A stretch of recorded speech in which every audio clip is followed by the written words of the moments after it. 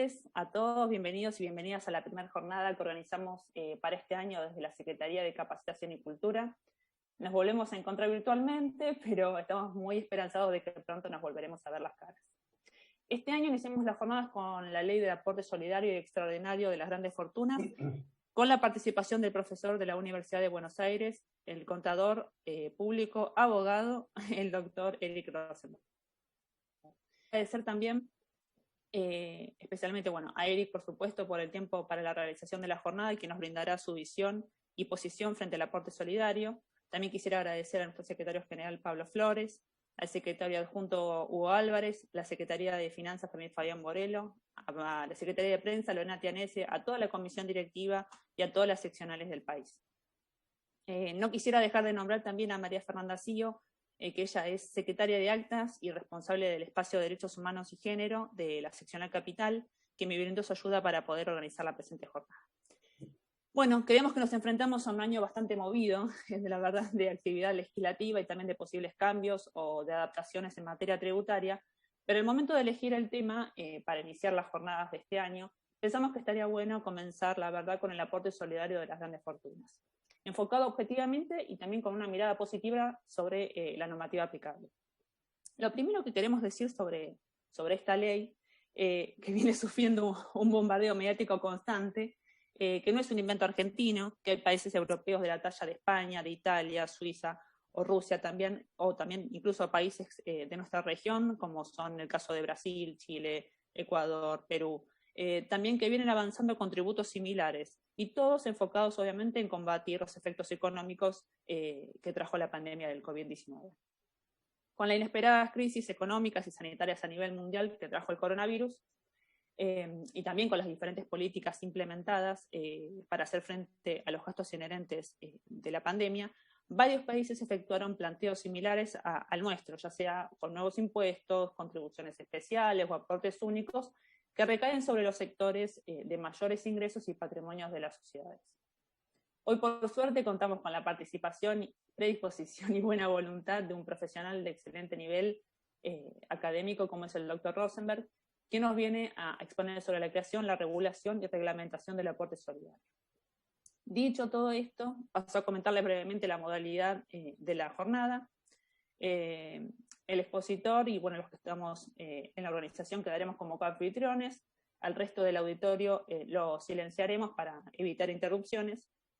Aún así, aquellos que quieran hacer consultas las pueden realizar a través del chat. La exposición va a durar aproximadamente, como decíamos recién con Eric, durarán entre 30 a 40 minutos y luego habrá un tiempo para una ronda de preguntas.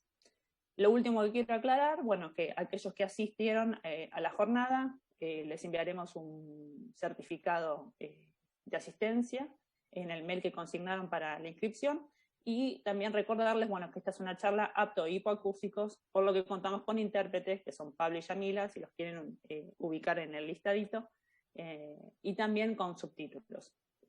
Agradecerle también a Jimena. Ahí está. También quisiera agradecerle a Jimena Caruso, que ella es representante de la AEFIP en la paritaria social y que siempre está tan atenta y siempre ayuda para que podamos conjuntamente con los intérpretes y los subtítulos. Ahora sí, no me extiendo más, quisiera leerles acotadamente el currículum de Eric. Él es doctor, Eric, contador público de la UBA, también es abogado de la UBA, es especialista en Derecho Tributario, socio del estudio Fue Yo, Rosenberg y Asociados, es consultor de empresas públicas, privadas y de organismos del Estado, autor de numerosos artículos de la especialidad, expositor en ciclos y conferencias, es docente de grado y posgrado. Eric, infinitas gracias por estar acá. Por favor, para mí es un gusto. ¿Se me escucha bien? Excelente. Fantástico. También, a modo de introducción, también quería agradecer a toda la gente de AEFIP que me ha convocado y espero poder brindar algunos rudimentos sobre este particular tributo, vamos a llamarlo así. Eso no quita la legitimidad, las intenciones, no quita ninguno de los elementos estructurales que lo compongan. O sea, démosle en llamarlo simplemente tributo. Así que bueno, espero realmente que esta charla les pueda ser de utilidad y bueno, conforme la metodología que esbozó Agustina, bueno, vamos a hacer una exposición y después estoy abierto para todas las consultas y bueno, sobre la base de las consultas aprenderemos juntos, ¿no? Así que bien, bueno, como adelantó Agustina, esta situación, este tipo de impuestos no se están debatiendo solamente a nivel local. Hay varios proyectos como en el Reino de España, como por ejemplo que el nombre es Impuesto a la Solidaridad Cívica, que se está debatiendo. En Rusia el impuesto sobre dividendos y depósitos bancarios, en Perú el impuesto a las grandes fortunas, en Chile el impuesto a los super ricos, en Italia la tasa COVID. Pero bueno, lo que podemos ver es que el mundo, frente a una situación completamente extraordinaria, está, bueno, evidentemente echando mano al recurso tributario de alguna manera como para morigerar, como para poder paliar los efectos de este drama que ha sido a nivel planetario el tema de la tasa COVID. Perdón, de la tasa COVID, justamente de la pandemia, ¿no? Lo que sí llama la atención, o sea, podemos ver, por ejemplo, que resistencia obviamente se presentan en todos los países del mundo, porque bueno, evidentemente en una situación de emergencia uno dice, ¿qué es lo que dice el sentido común? Esto ya no son posicionamientos ideológicos, ¿no? Esto tiene que ver, a veces vuelvo sobre lo mismo, con el sentido común. En una situación de emergencia, en una situación de calamidad, en una situación de zozobra, ¿a quién le vamos a pedir un esfuerzo? Y después vamos a ver también cuánto representa ese esfuerzo, por lo menos en el caso argentino. ¿Qué vamos a aumentar la tributación indirecta? ¿Vamos a aumentar el IVA? ¿Qué vamos a aumentar los impuestos, por ejemplo, los aportes y contribuciones salariales? O sea, ¿cuál va a ser la fuente genuina del Estado para hacerse de recursos para poder paliar la pandemia? Porque ya sabemos, después, por ejemplo, si en el caso de que se apela justamente al recurso al que apelaron todos los países del mundo, como es, por ejemplo, el instrumento monetario por parte del Estado, también se obtienen críticas. Vemos, por ejemplo, no sé si se habrán enterado, pero en Estados Unidos los grandes bancos están empezando a rechazar depósitos por la extraordinaria y monumental liquidez que tienen. No pueden recibir más depósitos porque no tienen forma de remunerarlo, porque fueron tan grandes los estímulos monetarios para paliar la pandemia, que bueno, los bancos no saben qué hacer con el dinero y aparte no hay una propensión marginal a consumir por parte de los agentes económicos, no hay o sea, porque la gente tiene miedo. Las empresas no están tomando crédito porque evidentemente dicen a quién le vamos a vender nuestros productos. Entonces, dentro de todo este contexto general, más allá que nuestro país presenta aristas particulares por su estructura macroeconómica, porque tenemos problemas en la concentración en la oferta de bienes, en sectores estratégicos de la economía, tenemos el comercio exterior también relativamente concentrado en oligopolios, y eso justamente le genera una complicación adicional a toda a nuestra estructura económica y a las herramientas a las que puede apelar el Estado justamente para buscar paliar esta situación, ¿no? Quiero también aclarar una cosa, o sea, la posición que yo esgrimo en ningún momento es vinculante para AEFIP, son simplemente posiciones personales. Dejo esto aclarado porque son opiniones personales. No estoy simplemente haciendo un análisis introductorio, un esbozo del contexto general. Y bueno, y lo que vemos también acá es vemos una resistencia muy grande, una resistencia realmente muy virulenta que ya se pudo de alguna manera ver en las intervenciones que tuvieron los diputados de la oposición cuando esto tuvo su trámite parlamentario. Ya también hay varios colegas con buenos fundamentos seguramente, pero posiciones algunas aceptables, otras opinables, pero evidentemente se está generando, se están articulando toda una serie de de idas y venidas, o sea, se están urdiendo muchas estrategias como para que, bueno, el día 30 de marzo, que es el día donde hay que hacer la presentación del formulario 1555 y obrar el tributo, o obrar el aporte, bueno, evidentemente hay 12.000 sujetos aproximadamente que son los incididos, que en muchísimos casos no hay demasiada vocación de pago, ¿no? Entonces ya se están estudiando cuáles van a ser las distintas acciones judiciales, las distintas estrategias judiciales, que también las vamos a ir viendo, qué es lo que se está esbozando. Y bueno, y evidentemente mi posición, mi pronóstico al respecto es que esos 300.000 millones de pesos o 3.000 millones de dólares al tipo de cambio oficial que se van a pretender recaudar, va a ser bastante peliagudo y va a ser bastante difícil. Sumado al tema que, por ejemplo, la ley, con la mejor de las intenciones, pero las herramientas que le brindan al Estado para hacer una recaudación rápida y eficaz, parecería ser que, a mi humilde criterio, se ha quedado corta, porque, por ejemplo, cuando dice que el impuesto se recauda a través de la ley 11.683, que bueno, no puede ser de otra manera, ¿no? Lo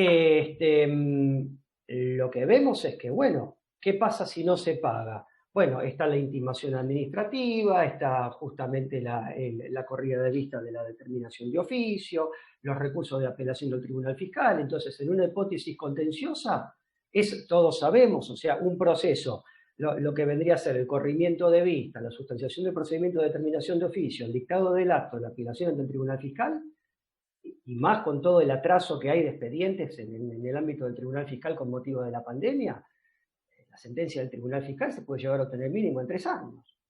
Pero, bueno, son las dificultades con las que ustedes, queridos colegas, tendrán que lidiar y, bueno, veremos. Pero bueno, vamos, hecha esta breve introducción, esta breve composición de lugar, esta breve descripción de este hermoso bosque que es nuestra castigada aldea global por esta calamidad, por este virus. Vamos a ver justamente cuáles serían los elementos estructurales de este hecho imponible, de este impuesto, cómo se componen estos elementos estructurales del hecho imponible.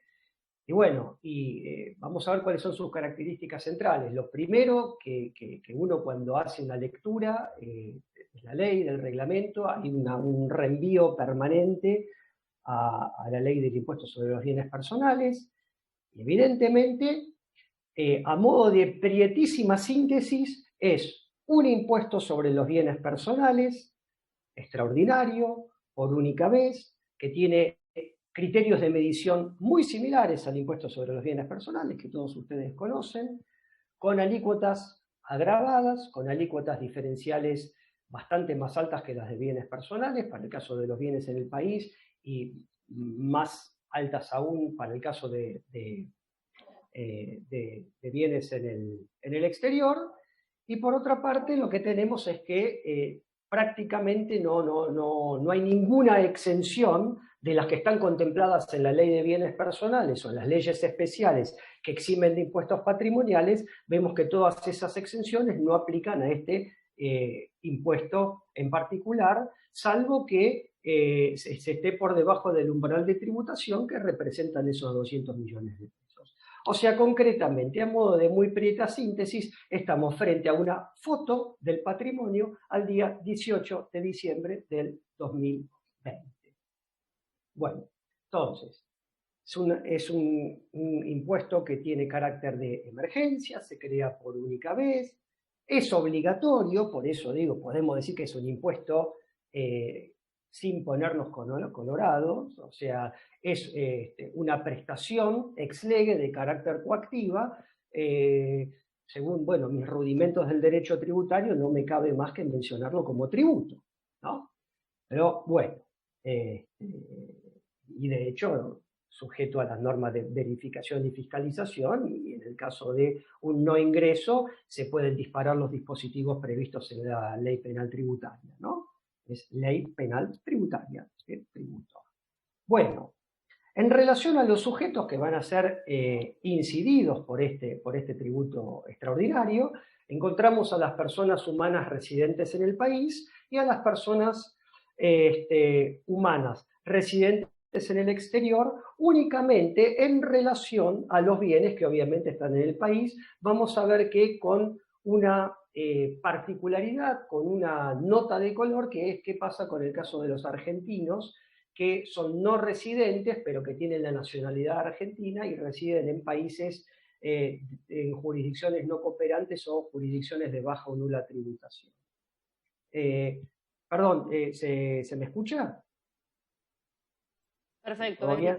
Seguimos, fantástico. Cualquier cosa me interrumpen y me dicen, O Agustina, seguro. O yo sigo hablando, me entusiasmo, cualquier cosa me mandas un WhatsApp y seguimos. Bueno, entonces,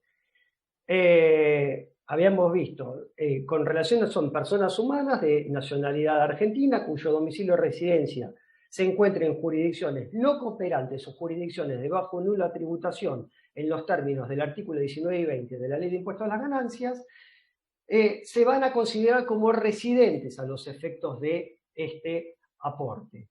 O sea, y el segundo párrafo justamente dice que en estos casos tienen que tributar los argentinos residentes en estas situaciones especiales por los bienes en el país y por los bienes en el exterior. La primera dificultad que se me plantea acá, uno dice, bueno, ¿cuáles son las reglas generales? Para sujetos residentes, en ganancias renta mundial, en bienes personales patrimonio mundial.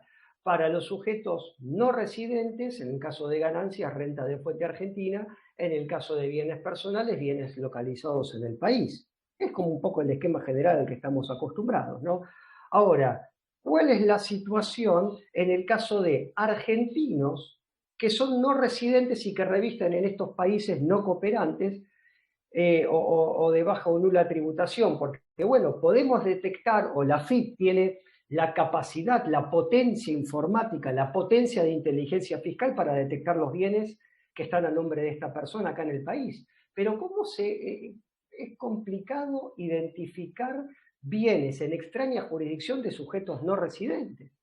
Porque la regla general de todos los convenios de cooperación, bueno, por eso estamos hablando de jurisdicciones no cooperantes, pero si son no cooperantes jamás nos van a dar el dato para poder hacer justamente, obtener el dato que sea la evidencia para poder hacer una reconstrucción de base.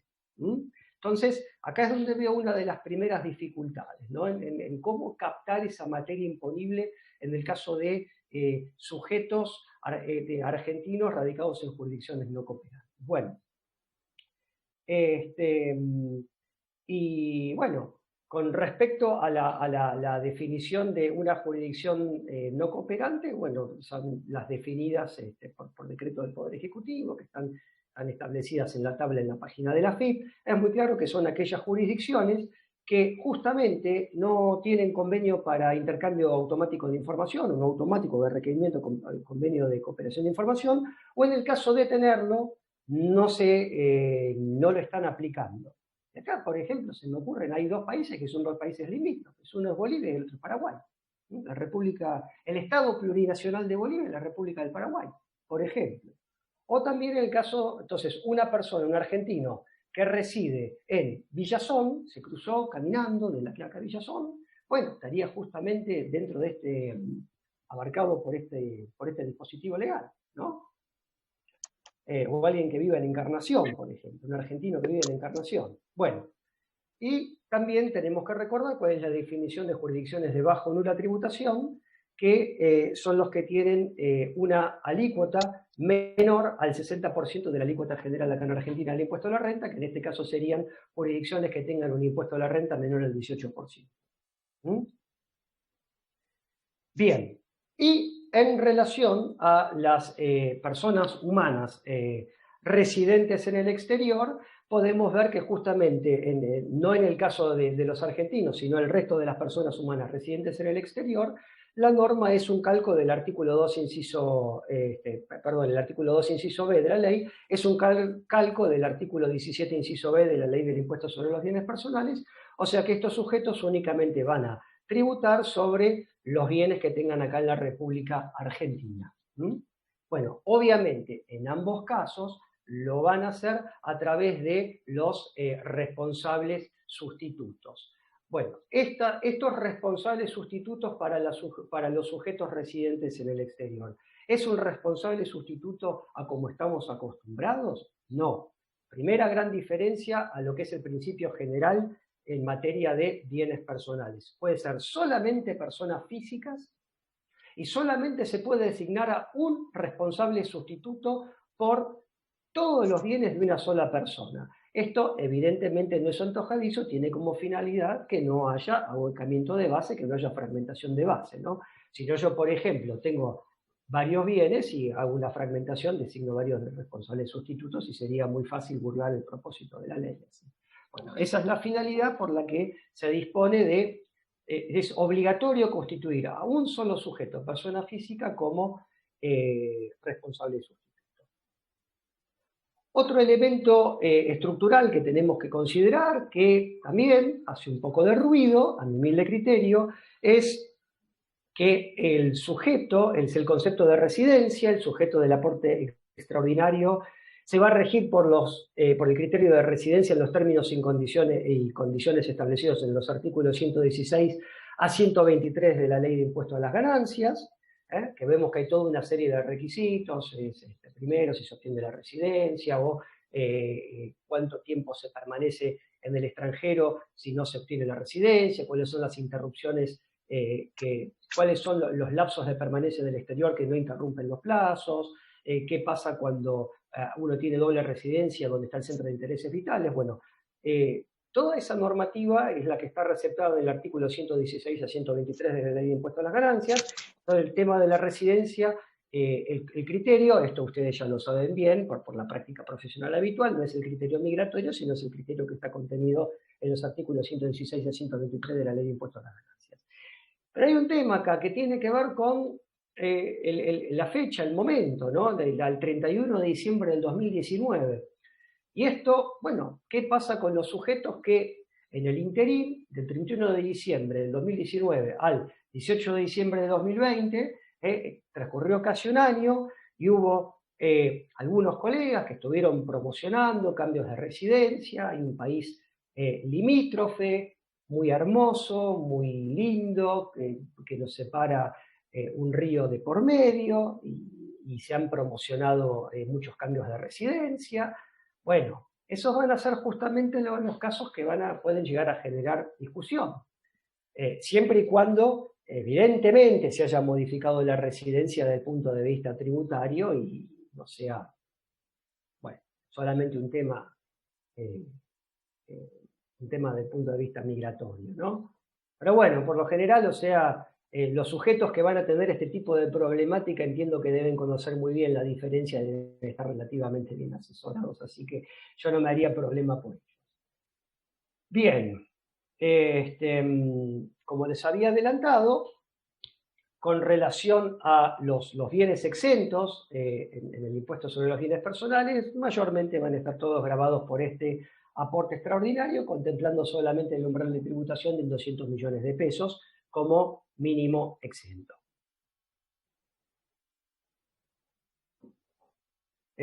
Las exenciones obviamente son las que no aplicarían, son las que están contenidas en el artículo 21 de la Ley del Impuesto sobre los Bienes Personales.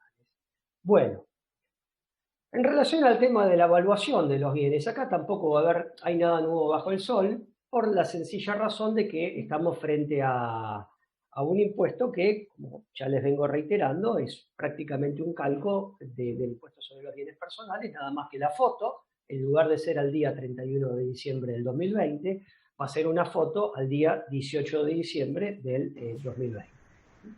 A la fecha de 18 de diciembre se discutía si era el 17 o el 18, la Dirección Nacional de Impuestos fue absolutamente clara, precisa, contundente, de que la fecha a la que hay que sacar la foto para liquidar el tributo patrimonial es el día 18 de diciembre del 2020.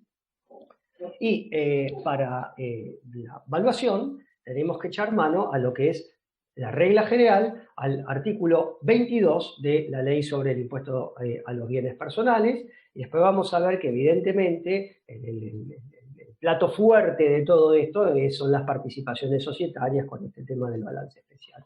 Pero vamos por partes. Bueno, en materia de inmuebles, bueno, sabemos que la forma de evaluar es el valor de incorporación al patrimonio. En materia de inmuebles, perdón, en materia de bienes personales no hay actualización, está suspendida la actualización por el artículo 39 de la ley 24073. Hubo algunos pocos tributos donde se liberó justamente este corset a la actualización. Por ejemplo, en el caso del impuesto a las ganancias, para los bienes incorporados a partir del año 2018, que permiten la actualización. Básicamente se permite no solamente el ajuste por inflación impositivo, sino que también se permite la amortización del activo fijo. Pero en bienes personales las actualizaciones están congeladas, salvo lo que es cuando uno evalúa valor de mercado, está obviamente evaluando valor corriente. Cuando uno está tomando evaluación fiscal, está tomando un valor en principio corriente, cuando sabemos que las evaluaciones fiscales están muy, muy lejos de lo que es el valor de mercado real, ¿no? Pero bueno, a los efectos de la evaluación en bienes personales tenemos que partir del año 2017, tomar esa evaluación fiscal y proyectar, hacer la actualización de esa evaluación. En principio, como la ley está de bienes personales siempre habla de hacer la actualización hasta el día, ¿cómo se llama? Hasta el día 31 de diciembre, acá entendemos que es hasta el día 18 de diciembre. Y justamente, esta admisión de la actualización es una de las excepciones donde se permite hacer un ajuste por índice de esa evaluación fiscal y no tomar la evaluación fiscal de todos los años, hasta que se cree este organismo federal de evaluaciones, etcétera, ¿no? Entonces, por ejemplo, ese coeficiente de la evaluación fiscal al 31 de diciembre de 2017, ajustada por IPC al 31 de diciembre de 2019, da 2,27. Eso obviamente proyectado hasta el 18 de diciembre debe dar algo así como 2,27, habría que multiplicarlo más o menos por 1,4. O sea, estamos hablando de cerca, el coeficiente sería más o menos 3. Y en los inmuebles de capital se evalúan tomando la evaluación fiscal homogénea, como bien dijo el órgano asesor de la FIP en su momento, la evaluación fiscal homogénea, y hay que justamente hacer la actualización hasta el momento a partir de ahí. El caso de los automotores también, o sea, son por 5 años. Pero bueno, el resto, moneda más, moneda menos, como les vengo anticipando, son todos dispositivos que son análogos a la ley de bienes personales. Un aspecto a considerar que la ley esta se abre del impuesto sobre los bienes personales es justamente el tratamiento que reciben los bienes del hogar, donde justamente esa presunción del 5% no se aplica. Y lo que sí es, justamente les había adelantado, que es una de las características distintivas de este impuesto, justamente la evaluación de las acciones y participaciones en el capital de sociedades de la ley 19.550, que también abarca a las sociedades por acciones simplificadas, también conforme dictámenes de los organismos asesores internos de la FIP. Bueno, en relación a las acciones y participaciones societarias, la opción es o bien tomar el último balance que tiene fecha de cierre anterior al día 18 de diciembre, o bien pedir un balance especial al 18 de diciembre del 2020. Esto en relación al balance especial es una dificultad, ¿no? Porque justamente cuando se hizo la consulta a la Dirección Nacional de Impuestos, la respuesta interpretativa fue no, tiene que ser, cuando le preguntaron, pero es un balance ajustado, es un balance aprobado por asamblea. Sí, es un balance que tiene que cumplir con todos los requisitos, que tiene que cumplir con todas las normas contables profesionales y que tiene que ser aprobado. Bueno, es un balance que tiene que llevar entonces ajuste por inflación, que es un procedimiento bastante complejo. Entonces, obtener un balance con fecha de corte el día 18 de diciembre es como mínimo bastante dificultoso, ¿no? Todos sabemos, las empresas se elaboran, por ejemplo, el 31 de diciembre de cada año o a la fecha de corte, a la fecha de cierre de ejercicio, elabora el sumas y saldo, después le corren el ajuste por inflación, y esto obviamente lleva su tiempo. O sea, hacer un balance especial suena un poco complicado, un poco tedioso. Pero bueno, no es imposible, es mínimamente tedioso. Pero se tiene la opción de computar el último balance cerrado antes del día 18 de diciembre, ¿no? considerar el patrimonio neto, la participación del patrimonio neto en el último balance cerrado de esa fecha. Salvo que el hecho de computar ese balance contable presentado, cerrado, de fecha anterior al 18 de diciembre, por la incorporación al patrimonio arroje como resultado que se cae por debajo del umbral de tributación. O sea, cuando el diferencial de incorporar ese balance genera caer por debajo del umbral de tributación, no, dicen balance especial, al 18 de diciembre. Así que bueno, esa es una de las dificultades, por ejemplo, que se van a presentar. Por otro lado, el tema cuál es la forma de evaluación de empresas o explotaciones unipersonales. Bueno, conforme la ley de bienes personales también, esto es bastante simple. Hay que evaluar los activos conforme a la ley de ganancia mínima presunta. Por las explotaciones unipersonales se considera el activo valuado a ganancia mínima presunta, se consideran los pasivos y se tributa bienes personales, en este caso se tributaría el impuesto especial por la diferencia. Y frente a una consulta de si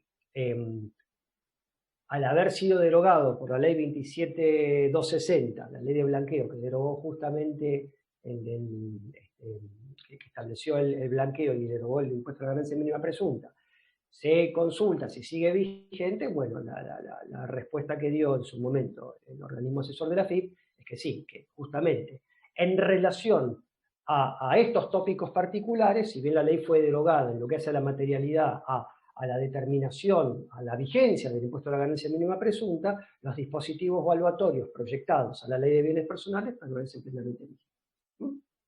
Y con respecto a la evaluación de los bienes situados en el exterior, la regla general de bienes personales es valor en plaza. ¿Cómo se obtiene el valor en plaza? Por ejemplo, si son bienes de cotización conocida con la cotización, si son bienes inmuebles a través de las tasaciones oficiales, como bien todos ustedes saben, ¿no? Cuando hace una fiscalización en materia de patrimonio mundial, justamente producto del blanqueo, mucha gente incorporó bienes en el exterior, se piden las tasaciones de rigor. Y con respecto, bueno, a lo que son carteras de inversión, básicamente se pide el statement, los reportes que elaboran todos los bancos internacionales, que hacen estas administraciones de carteras de inversiones, que tienen por un lado el cash, por otro lado el portafolio de bonos, de acciones, lo que es el fiscal statement que elaboran todos los bancos, la banca extranjera, bueno, la banca de inversión extranjera. Bueno, evidentemente acá lo que se va a necesitar, no para la renta será un tema al 31 de diciembre del 2020, para ganancias es harina de otro costal, acá se va a necesitar la foto, el statement, el portfolio value, como le dicen, al día 18 de diciembre del año 2020. Y acá hay otro tema en relación que está previsto en el artículo 3 de la ley, que tiene que ver con las participaciones en trust, fideicomisos, etc., ¿no? Acá hay una cuestión. Es evidente que, por ejemplo, hubo muchos sujetos que en el marco del blanqueo exteriorizaron una participación en un fideicomiso, en un trust. Bueno, si siguen teniendo el trust, de hecho, eran todas, en muchos casos eran estructuras del exterior, pero lo terminaron declarando los contribuyentes como bajo su quit personal. De hecho, en muchos casos también salta eso está en nuestra parte, ¿no? La data que está fluyendo permanentemente a raíz de todos estos intercambios automáticos de información, esos datos son bastante fáciles de obtener. Ahora, ¿qué pasa cuando, evidentemente, alguno de estos sujetos constituyó un fideicomiso irrevocable? Bueno, y ahí aparece la discusión, porque los que de alguna manera se están parando frontalmente frente al impuesto, están levantando un viejo dictamen de la AFIP que evidentemente hablaban de si los bienes, pero esto era en el caso de un beneficiario, ¿no? Si estaban bajo la esfera o no del dominio, si se habían incorporado al patrimonio del beneficiario. No, evidentemente si está bajo la órbita de un fideicomiso, hasta que no fluya hacia el beneficiario o hasta el fideicomisario, evidentemente es solamente un derecho en expectativa. Bueno, ¿qué pasa en el caso de sujetos que tienen participación, que constituyeron un trust irrevocable? En principio hay un desapoderamiento. En principio esos bienes dejan de estar bajo la órbita de lo que vendría a ser el fiduciante, ¿no? Estará bajo la órbita del trustee, del protector, pero deja de estar bajo la órbita del fiduciante. Eso también va a ser un tema que puede llegar a generar alguna discusión. Después, bueno, tenemos en el artículo 4 de la ley, tenemos previsto las alícuotas del aporte extraordinario, vemos que eso justamente son alícuotas progresivas, que en el caso de bienes en el país y en el exterior, o sea, a ver, en principio la alícuota general para el patrimonio global arranca en el 2% para patrimonio de más de 200 millones de pesos, y la alícuota marginal máxima es del 5,25% del 3,5% para cuando los bienes excedan los 3.000 millones de pesos. Ahora, cuando esta persona tiene activos financieros en el exterior, o sea, hay una alícuota sobre los bienes en el exterior, hay una alícuota agravada que representa un 50% más para esos bienes en el exterior que la alícuota por los bienes en el país. Hay una forma de abstraerse a esto, que es que en el caso de sujetos que tengan activos financieros, procedan a repatriar el 30% de esos activos financieros en el término de 60 días hábiles a contarse del día 18 de diciembre de 2020, prorrogables por otros 60 días hábiles a instancia del Poder Ejecutivo. Y acá también hay una cuestión. ¿Por qué? Porque una de las interpretaciones que brindó la Dirección Nacional de Impuestos dice que en el caso de sujetos que posean activos, que posean bienes en el exterior, ¿no?, pero que no tengan activos financieros susceptibles de repatriación, por los bienes en el exterior van a tener que tributar la alícuota marginal máxima. Acá, bueno, evidentemente uno dice, bueno, ¿qué pasa? Si yo, por ejemplo, solamente tengo inmuebles y no tengo ningún activo financiero, no tengo forma de practicar la repatriación y me va a incidir alícuota agravada. Ahora, esa misma persona, hay otro sujeto que tiene la misma situación y tiene una cuenta en la sucursal Carmelo del Banco de la República Oriental del Uruguay, por ejemplo, por $10. Practica una repatriación de $3 y automáticamente por todos los bienes que tiene en Punta del Este, tiene un edificio entero, le cae justamente la alícuota marginal. Bueno, son esas situaciones que se van a tener que resolver y evaluar casuísticamente. Pero en principio, la regla general es, hay una escala para los bienes en el país y hay otra escala agravada para los bienes en el exterior, salvo que se tengan activos financieros y se proceda a una repatriación del 30%. Así que bueno. Vimos el tema de la alícuota incrementada, que es justamente en un 50% de la alícuota que está prevista en el artículo 5. Y bueno, lo que podemos ver en esta escala, ¿no?, que, por ejemplo, en el caso de los sujetos que tributen por la escala, que pueden o bien hacen la repatriación o no tienen bienes en el exterior, la alícuota máxima llega al 3,5%, entonces si se le suma el 1,25% del impuesto a los bienes personales del año 2020, bueno, eso da 4,75%. Y en el caso de los sujetos que tienen bienes en el exterior y no practican la repatriación de los activos financieros, o no los tienen y tienen que tributar por esa tenencia de bienes en el exterior, la alícuota agravada, por esos bienes en el exterior van a terminar tributando el 7,5%, que es el 5,25% del aporte extraordinario, más el 2,25% de la alícuota agravada que prevé bienes personales justamente para estas tenencias en el exterior. Bueno, con respecto al tema de la repatriación, ya les di una aproximación, que tiene que ser el 30% de los activos financieros en el exterior dentro de los 60 días.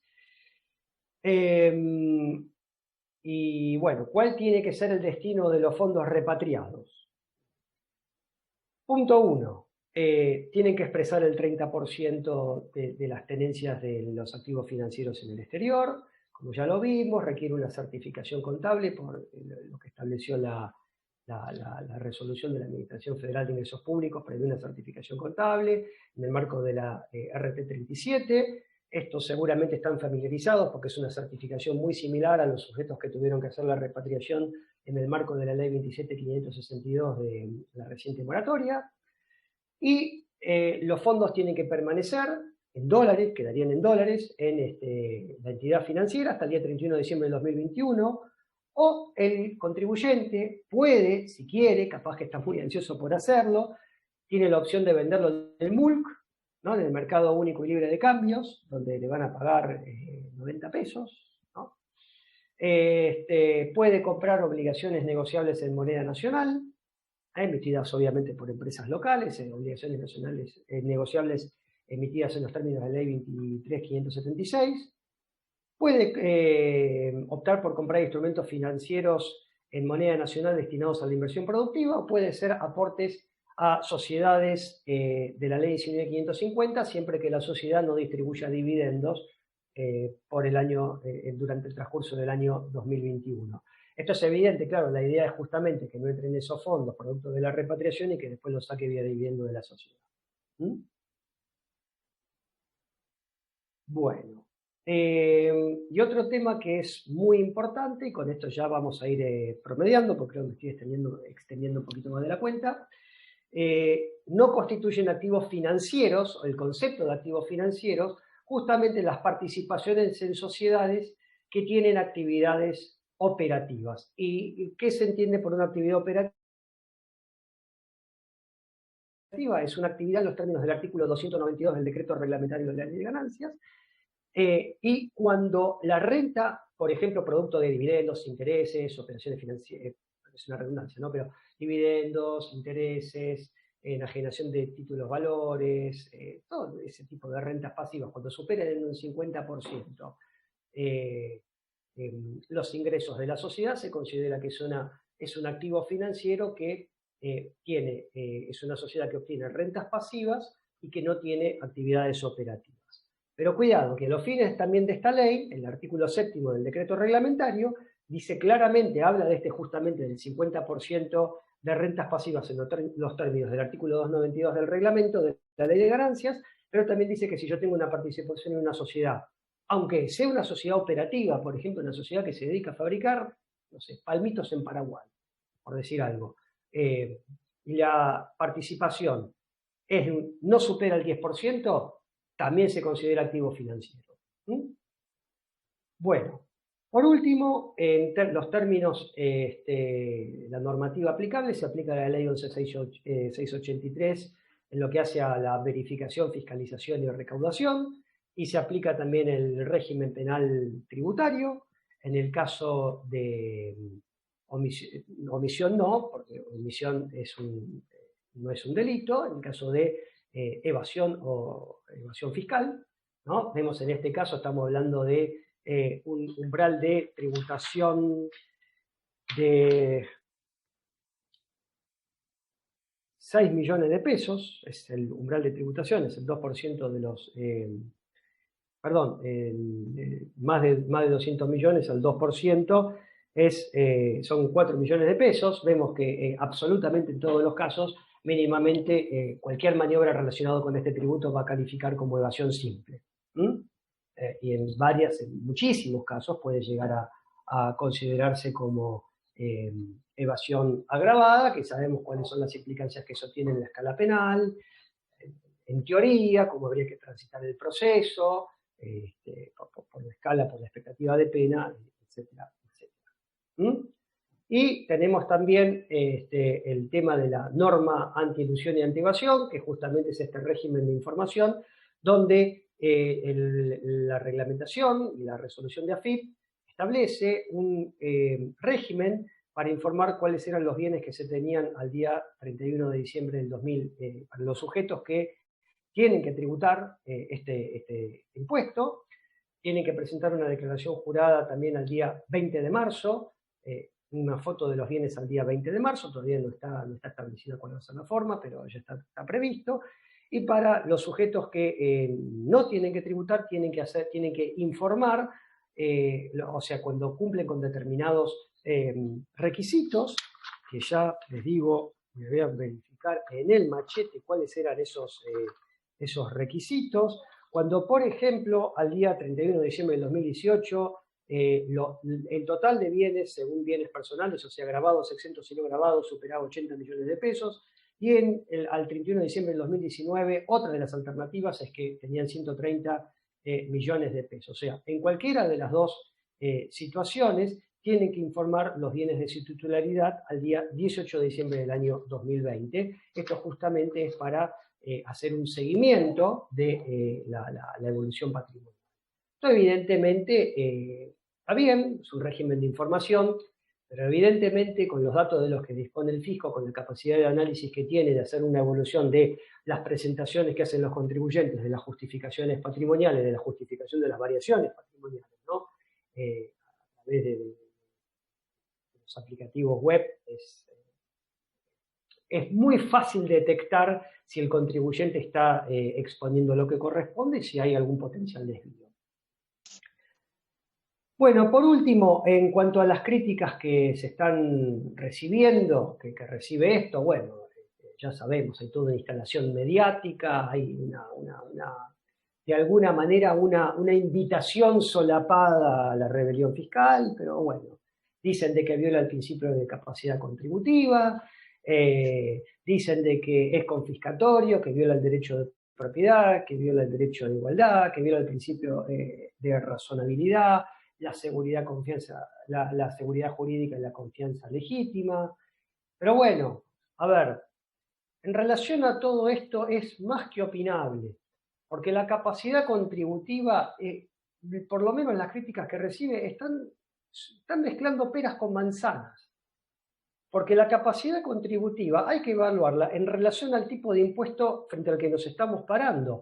Si vamos a decir que se evalúa la capacidad contributiva en un impuesto patrimonial en relación a la renta, estamos confundiendo un poco las cosas, ¿no? Porque con ese criterio, por ejemplo, cualquier sujeto que tenga quebranto en un impuesto no tendría que pagar impuestos patrimoniales, y sabemos que esto no es así.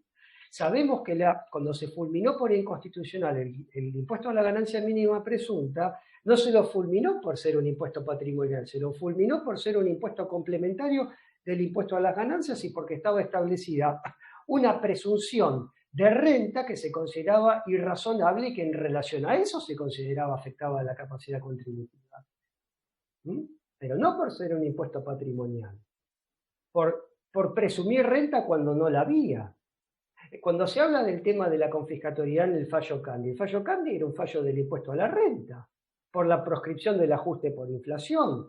Entonces acá me parece que hay algunas falencias técnicas que tienen las críticas, hay algunas falencias técnicas que tienen las soluciones que se están promocionando y vendiendo que, bueno, todos tienen derecho de leer y de ver la Constitución de la manera que les plazca, pero me parece que al momento de los planteos en sede judicial, no digo que no prosperen, en algunos casos prosperará, en otros no prosperará.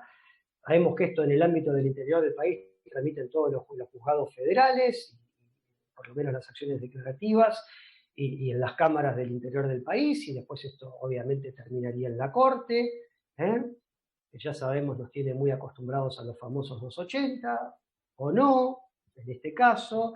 Sabemos que acá, por ejemplo, si se sigue la vía del tribunal fiscal, en el caso de que el contribuyente opte por no pagar y discutirlo, por esa vía, a través de la determinación de oficio, termina en la Cámara en el Contencioso Administrativo Federal en las 5 salas de acá de la Ciudad de Buenos Aires.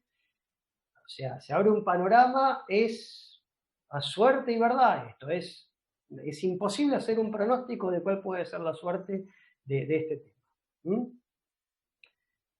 Bueno, y por último, bueno, como bien le dije, las estrategias procesales que se están de alguna manera publicitando, que se están vendiendo, es, por ejemplo, hacer el pago y después iniciar una acción de repetición, que creo que va a ser justamente la solución menos abrazada por los contribuyentes, menos acogida favorable va a tener, por los que pretendan discutir. Después también se está planteando no hacer el pago, se informa la situación al fisco para excluir el dolo en el marco de la ley penal tributaria, y después esperar a la determinación de oficio y hacer la discusión Tribunal Fiscal, Cámara y Corte. Sabemos, obviamente, que con la sentencia adversa del Tribunal Fiscal el fisco puede liberar boleta de deuda en términos del artículo 92 de la ley 11.683. Y también se está planteando en forma conexa al tema del no pago del punto anterior que le señalé, iniciar una acción declarativa de certeza, pidiendo o no pidiendo medida cautelar. Pero bueno, este es el escenario. Van las reflexiones finales y podemos abrir la ronda de intervenciones. Con respecto a los que se están quejando y que dicen que es exorbitante, que es confiscatorio, la vacuna soviética y todo ese tema. Entonces, digo, datos de color, me vas a acordar un comentario. Pero bueno, el tema concreto es las evaluaciones que contempla este régimen al hacer remisiones a la ley de bienes personales. Cuando se evalúan los inmuebles conforme esta evaluación fiscal del 2017 y se proyecta el coeficiente de ajuste, ese valor queda muy por debajo del valor de mercado. Entonces, si yo voy a calcular la alícuota que prevé la ley en función del patrimonio a valor de mercado, en relación a los inmuebles va a ser mucho menos.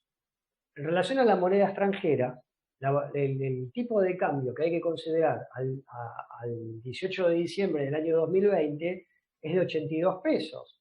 Bueno, evidentemente todos sabemos que es perfectamente legítimo, ¿no? Cualquier persona que tiene dólares afuera puede directamente hacer una operación de contado con liqui inverso y se hace de 140 pesos, no de 82.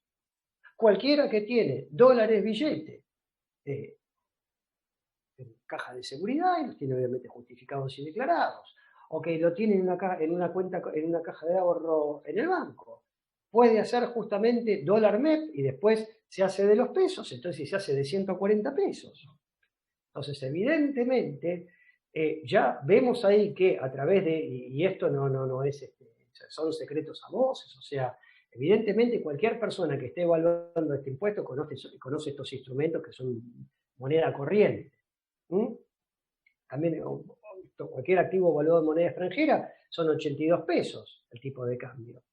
Y por último, el valor de las participaciones en sociedades están valuadas a valor libros, ¿no? Por ejemplo, con el 25.1 de bienes personales, donde yo tomo la participación en el patrimonio neto. Bueno, ese patrimonio neto, los balances se empezaron a ajustar por inflación contable, que evidentemente se considera el balance contable y sobre eso se computa la participación, pero sabemos que el activo de esos balances, hay muy pocas empresas que hicieron un revalúo técnico o que entraron en la ley de revalúo justamente que fue promocionada,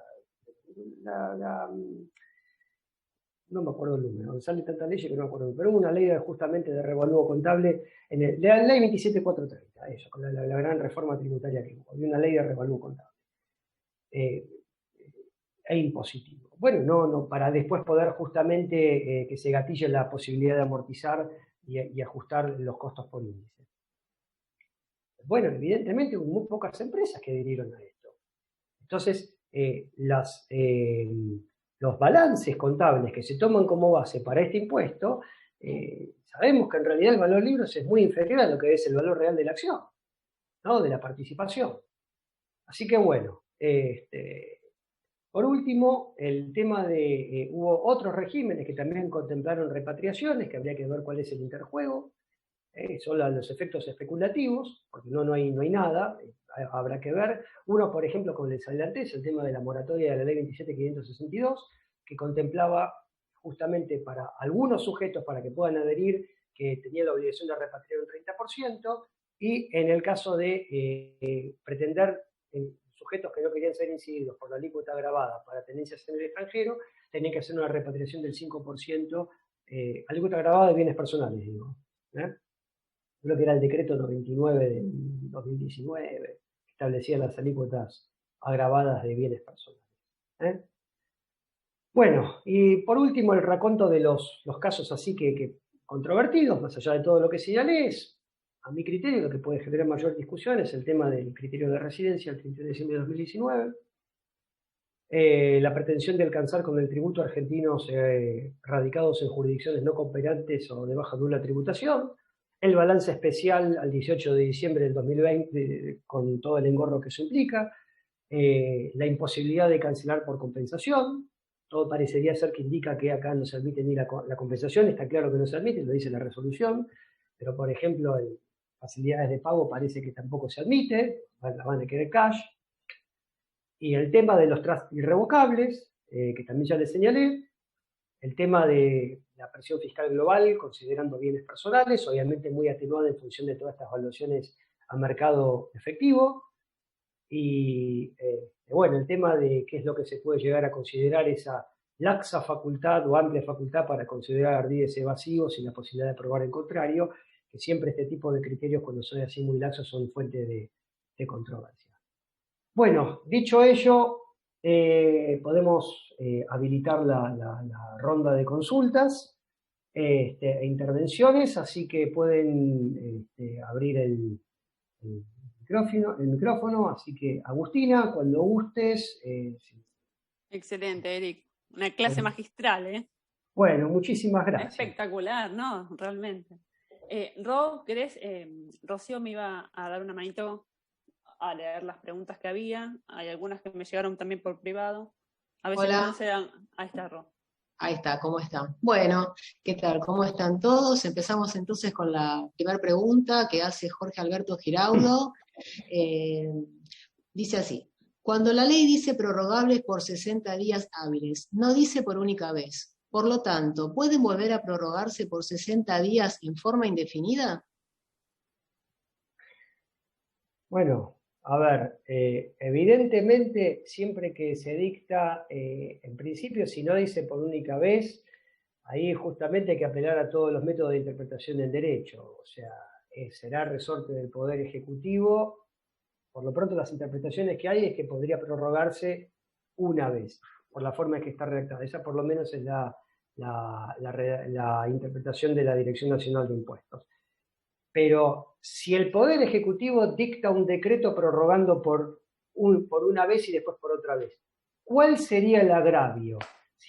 ¿Cuál sería el agravio para el sujeto que se ve beneficiado con la prórroga? O sea, el que está dictando el decreto vendría a ser el que se está perjudicando. No habría agravio en principio. ¿Sí? Esa por lo menos es mi posición, pero yo interpreto que no, que es 60 días prorrogable. Perfecto. No por única vez, a mi criterio, ¿no? Sí. Te leo una de las que me llegó. A ver. Dice: consulta. Respecto a las fechas que establece la reglamentación de AFIP, por un lado se refiere que a los fines de informar los bienes existentes al 18 de diciembre del 20, la AFIP pone a disposición información que tiene en su poder, y por el otro lado se debe informar la titularidad de los bienes al 20 de 3. Y dice: ¿estas dos fechas son complementarias para la determinación del aporte o qué fecha es la que hay que tomar en definitiva para saber qué bienes entran? 18 de diciembre. Es una instantánea al 18 de diciembre. La información al 20 de marzo es para contarle las costillas, con perdón de la expresión, al contribuyente a esa fecha, a ver si no llevó adelante algún ardid elusivo o evasivo. Es simplemente a los efectos de poder hacer esa constatación o esa verificación. ¿Por qué? Porque si el día 20 de marzo informa 5.000 millones de pesos y resulta que después no ingresa el impuesto, y resulta que después en el medio hay donaciones de bienes. Bueno, esa va a ser una situación que va a generar este tipo de controversias. Esa es la finalidad de fondo, detectar este tipo de situaciones en los movimientos patrimoniales. Perfecto. Ro, ¿tenés alguna? ¿Querés leer? Sí. Otra pregunta, dice, el tema de elusión, al no haber existido la ley con anterioridad, ¿puede operar?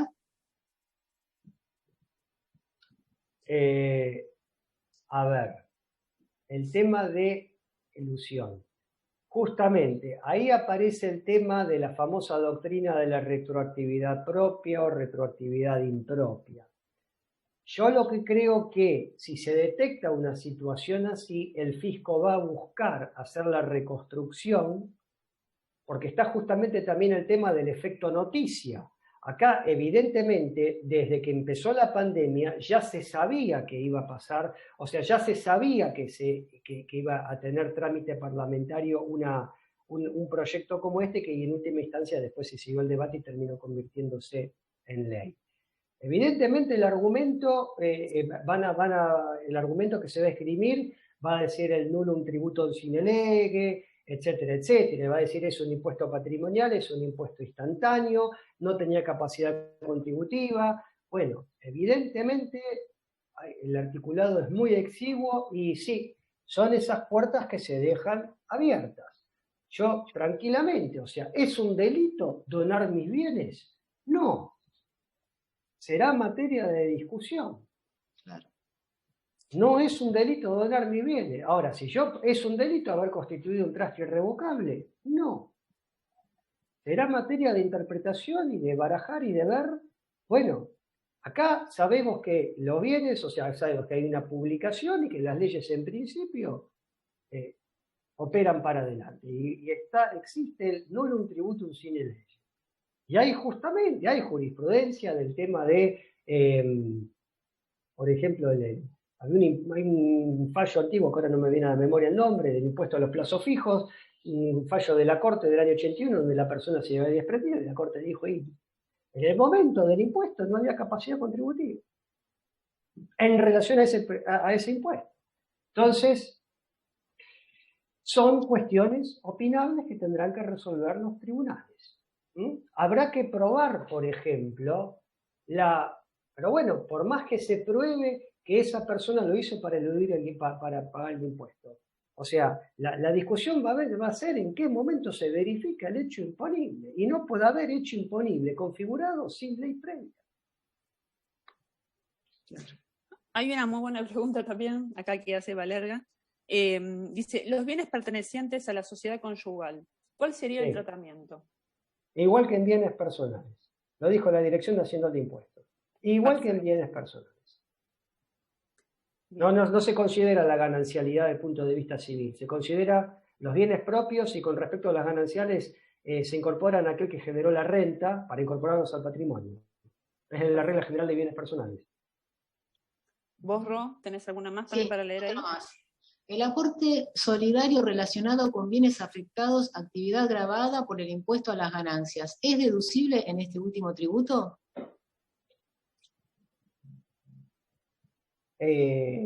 No hay ninguna ley, ningún dispositivo que lo prohíba. O sea, por más que se llame aporte extraordinario, o sea, de alguna manera, o sea, lo que va a esgrimir el contribuyente es decir, sí, pero en relación, por ejemplo, a participaciones societarias, ¿no? Yo, por ejemplo, tengo acciones de una empresa por 1.000 millones de mangos. Tengo que pagar, vamos a decir un número redondo, el 3%, yo a 30 millones de pesos. Bueno, y ahí aparecerá en relación a ganancias, por ejemplo, en este caso, si la renta es computable, si la renta es no computable, porque ahora, por ejemplo, tenemos una complejidad adicional.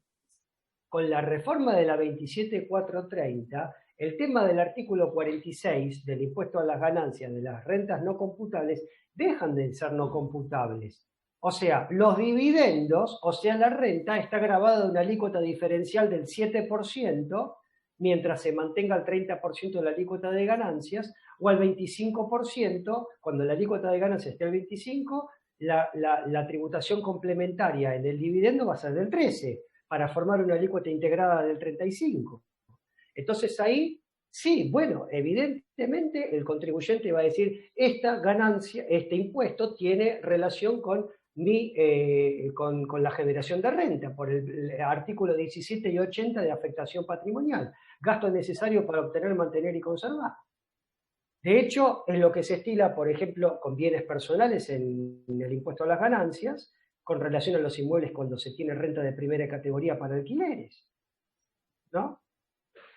Sí, va a ser una discusión también esa.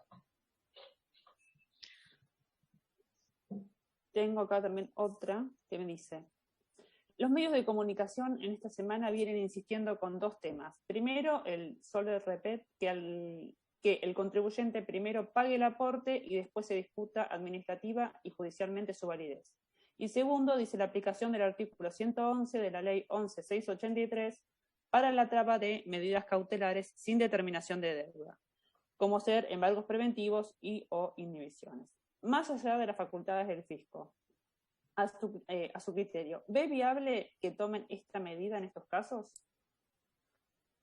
El artículo 111 lo veo difícil del embargo preventivo, porque tiene que haber riesgo de incobrabilidad. O sea, para el embargo, para el embargo preventivo, si mal no recuerdo, el procedimiento requiere la emisión de un certificado de deuda presunta y tiene que haber riesgo de insolvencia. Sí. Y evidentemente, si no hay ningún indicio en el marco del procedimiento de determinación de oficio de que haya riesgo de insolvencia, bueno, tenemos una gran limitación. O sea, hasta que no esté firme la sentencia del Tribunal Fiscal, si al muchacho se le ocurre discutir, no se puede librar boleta de deuda.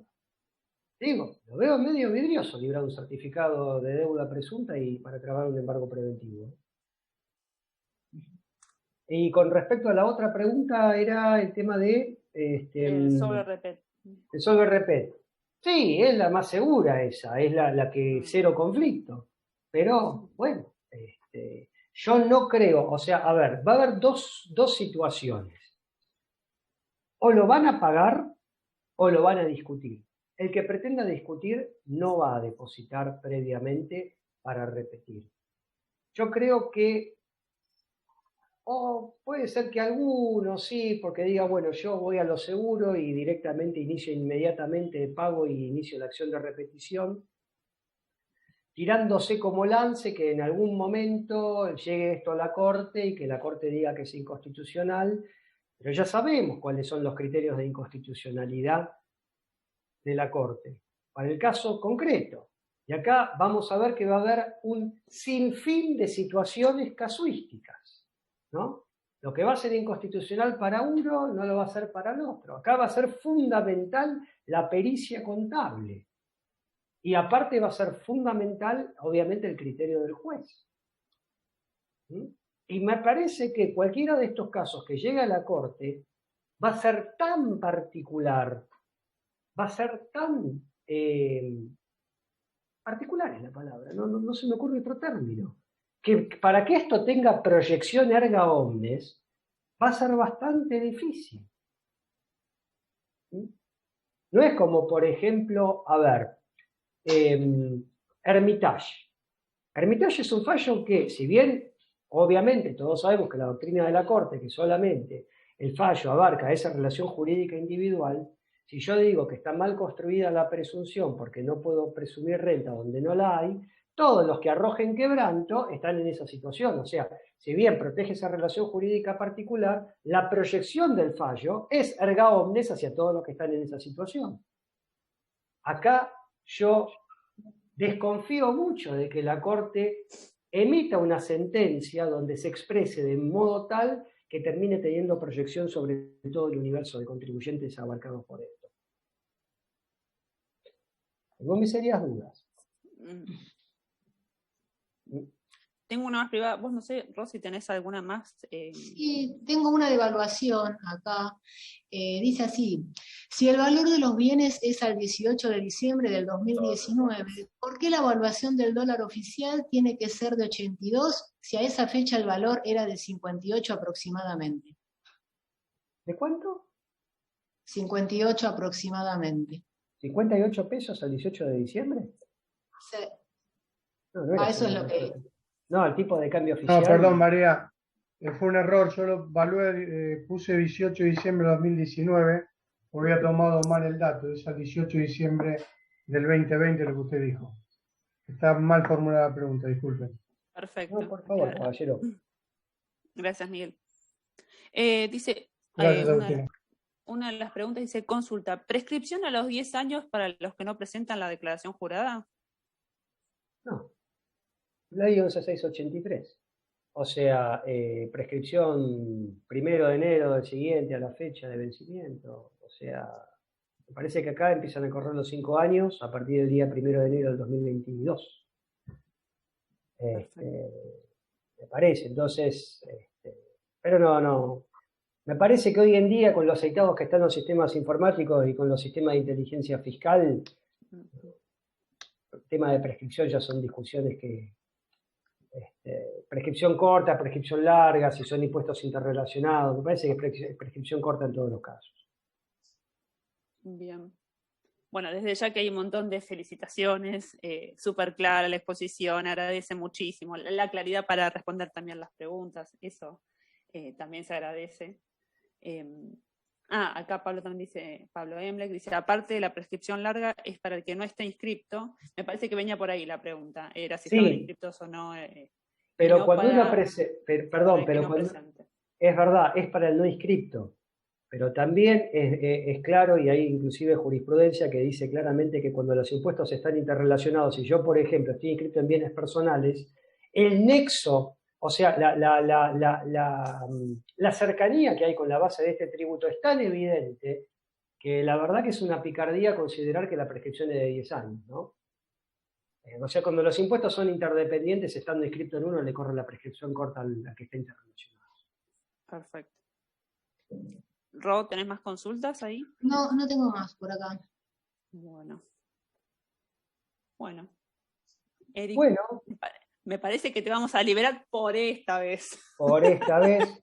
Bueno, ya te comprometemos para otra, porque la verdad estoy segura que por lo que estoy leyendo y por lo que para mí fue maravillosa. La verdad que aparte es algo nuevo, controvertido. Qué sé yo, la verdad que, bueno, les agradezco mucho la convocatoria, espero haber aportado mi humilde granito de arena. A mí me gusta debatir estos temas, o sea, ámbitos así profesionales, académicos, y bueno, o sea, a disposición para lo que necesiten. Y bueno, estaremos batallando con este tema y yo igual siempre digo una cosa, hay muchas veces mucha instalación de los medios y mucha espuma. Yo siempre digo, hay que esperar que baje el mercurio, hay que esperar que se enfríe la cosa y ya andando el carro, con perdón de la expresión, pero se van a ir acomodando las cosas, ¿no? Y lo vamos a ir viendo y bueno, que salga todo bien y que nos liberemos lo antes posible de la pandemia. Me gustaría, yo la verdad que sí, estoy acostumbrado ya al tema del Zoom y todo eso, pero francamente la empatía que se obtiene de la presencialidad, el intercambio, la riqueza del ida y vuelta de la presencialidad es insustituible. Seguro. Es inigualable, totalmente. Así que bueno, con muchísimo gusto, cuando retomemos la presencialidad, podemos armar algo presencial, con la redundancia. Gracias, Eric. La verdad que va a estar bastante movidito este año, me parece, en el tema legislativo, así que seguramente... Bueno, esto es a mayor exigencia, el piloto tiene que aplicar mayor potencia en los motores, ¿no? Y no hay torbellino del que no se salga. Va a salir todo bien y vamos a salir adelante como país, no me cabe ninguna duda. Es cuestión de mantener un rumbo claro, un rumbo preciso y de que cada uno hagamos desde nuestro humilde lugar lo que podamos. Muchísimas gracias, Eric, y muchísimas gracias también a todos los que se fueron muy contentos que nos acompañen, aparte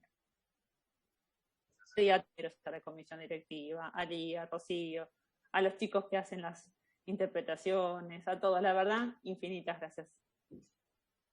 Bueno, muchas gracias a vos por invitarnos. Sí. Gracias. Por favor, gracias. Muchísimas gracias a todos. Y bueno, aparte no te digo, Eric, no se fue nadie, así que éxito total. Los tuve hipnotizados telepáticamente. Total. No, aparte cuando uno es profesor, viste, se ve, se siente. Así que bueno, evidentemente está en tu vocación. Bueno, muchísimas gracias a todos y bueno, cualquier cosa ya saben, nos escriben al mail o bueno, para lo que sea. Bueno, saludos para todos. Gracias, Eric. Gracias, Bueno, Agustina. chao. Gracias a todos. Suerte.